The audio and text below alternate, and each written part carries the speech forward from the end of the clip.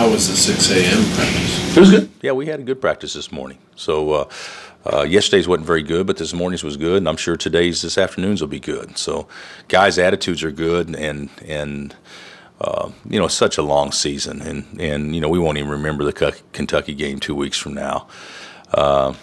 Or until after we get back from Orlando, we won't remember it again. And just like that's the way it works with everybody. Syracuse won't remember last night's game against Cal 3 weeks from now, you know, if they continue to get better. And, you know, I hate to say this, but I'd much rather look bad now than look bad in conference play. Or, you know, it was kind of a panic mode last year. You know, you lose the last game before conference play with San Diego State. And a couple of years ago, it was Davidson, if I'm not mistaken, in Kansas City, and you know that team went on to go to the national championship game. So there's been some teams actually recover from a disappointing performance throughout time. Hopefully, we'll be one of them. Bill, that 6 a.m. practice, that was already scheduled. You were going to practice twice, or was it because you didn't practice? No, we didn't get a lot done yesterday, so we had to finish up today. We had to finish up today what we didn't get done yesterday. Yeah. You said your players' attitudes are good. Are you at all concerned about their confidence going forward after a game like that? You know what? I guess that's a fair question, but gosh, if you lose your confidence over one game, I mean, how soft are you? So I mean, if every time in sports that you had to worry about confidence because you played bad in a 40-game season, one game. Just think of a baseball player. If he goes 0 for 4 one game, then all of a sudden he's not ready to play the next day, or anything like. Or if a pitcher has a bad outing, or LeBron goes, you know, 4 for 18, does that mean he's not going to be confident the next game? I don't. You know, it could be a little bit of that, because we were definitely shaken in how we played, because when they really punched us in the mouth. But I don't think that'll be the case. You said after the game the other night you were still kind of trying to figure out who your best players are. I don't know, yeah. You don't know either. I guarantee you, you guys couldn't come to this same assumption, everybody. So is that discouraging? Yeah, or with some of your veteran guys that it's not them right now? Or well, it's, you know, I think it's probably discouraging for Wayne and Perry, you know, because they should be two of our better players without question. They should be our two best players, and they haven't played better than any of the other guys so far. Now I believe they will real soon, beginning next game, and they haven't practiced since then. But you know, it's just, you know, Maury plays his butt off and goes 0 for 6, you know, and plays his tail off. You know, a little bit different scoring over 6'6", 6'7", as opposed to 7 foot. So when you're only 6'6", so there's some things that we have to try to, you know. What happened the other night isn't a shock to us. I mean, that's what we've seen in practice and what we knew could be the possible shortcomings of our team, at least early on. But there hasn't been a lot of separation. I really wish that a couple of guys would establish themselves as our best. And our three most talented kids are right now at this stage would be Frank and Wayne and Perry. But there hasn't been, you know, here's three of our best players, and they haven't really statistically played very well yet. But I know they're going to, so I'm not worried about that. But I do think the young kids need to have some veterans play good for them. I mean, we don't need to be depending on our young kids to carry us. They're not ready to do that. You know, we got really good young players that are going to be good, but we don't have Joe and Andrew. I mean, that's a different level. And so, but these guys are going to be good, and they're going to be terrific college players and have a chance to play after college. But that's putting too much on those guys right now. You was a scout on Ryder? Not really. So, I mean, I know they're 1-1. I know they play Lehigh tonight. I know they were 9-11 in their league last year. You know, I mean, I know that, but to actually break them down, I don't have that done yet. That'll be my assignment beginning today. You got to get up early tomorrow to do that? Huh? You have to get up early tomorrow to do 6 No, I can stay up late. I can stay up late just as easy as I can get up early. You know, one thing about 6 a.m. practices that I failed to realize is, you know, it sucks for the guys, but I think it actually works for the coaches. So that may be something I want to adjust moving forward.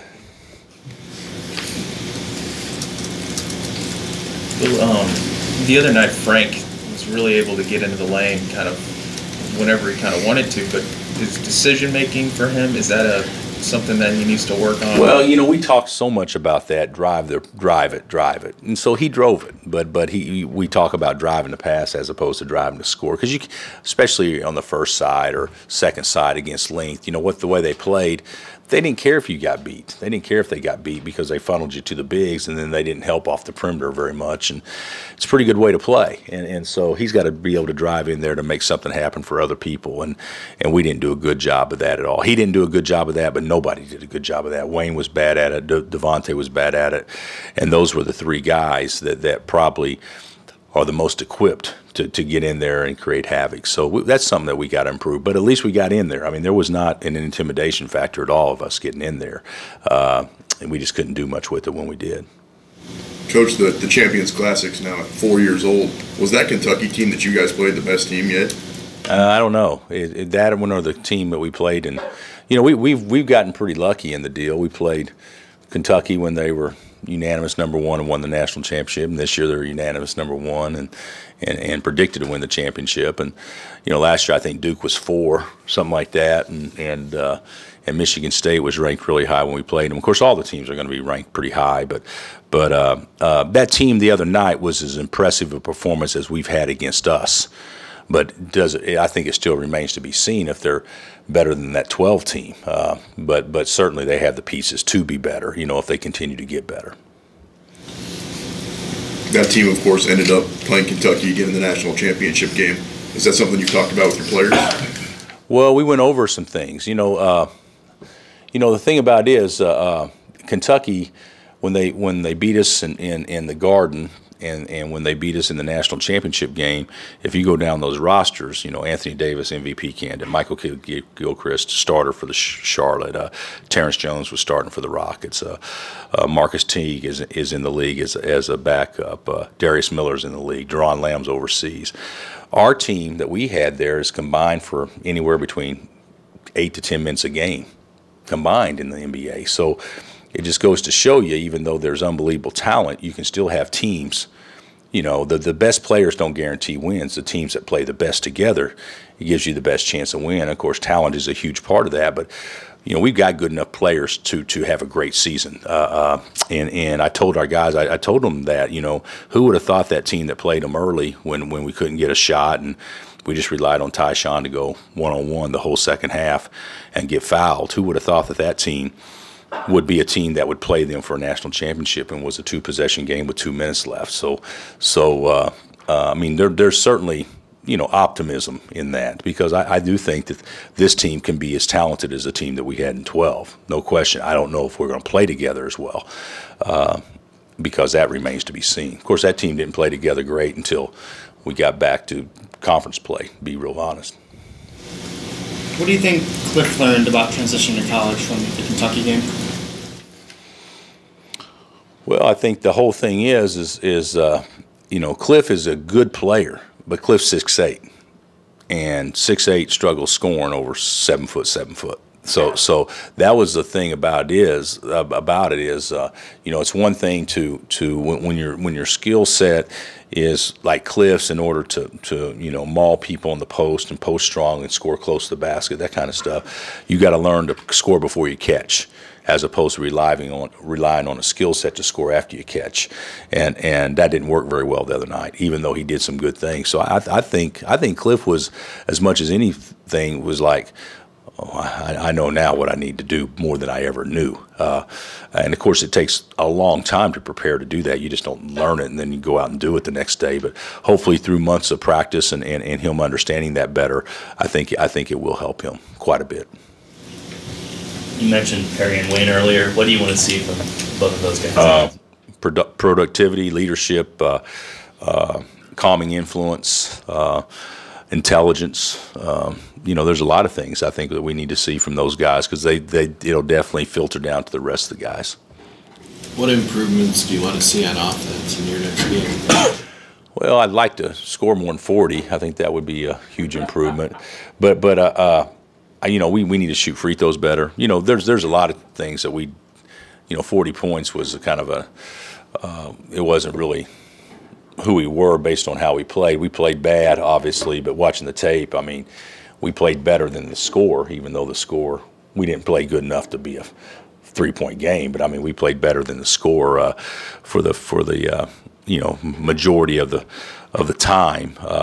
We couldn't make a shot, and we couldn't score over length, and I think that messed with our head, and we started playing individually as opposed to a team when the team stuff didn't work. But we never gave our team stuff a chance. I mean, we never ran offense one time the way we're supposed to give it a chance. So I'd like to see us be able to learn how to score through what we run.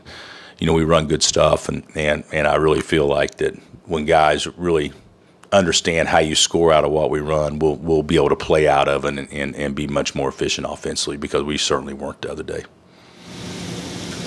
It'd be like a quarterback, you know, if a play's designed for a 3-step drop, but he takes 5 steps. So the timing's off, it's all screwed up, and that's where we were the whole time. We never caught the ball in the right spot, our screening angles weren't correct. We bounced it one too many times, or we didn't drive to pass. There was a lot of things that we didn't do very well that I think that we can correct, but it'll take a little time. How did Kelly play, and what are you looking for him against Ryder?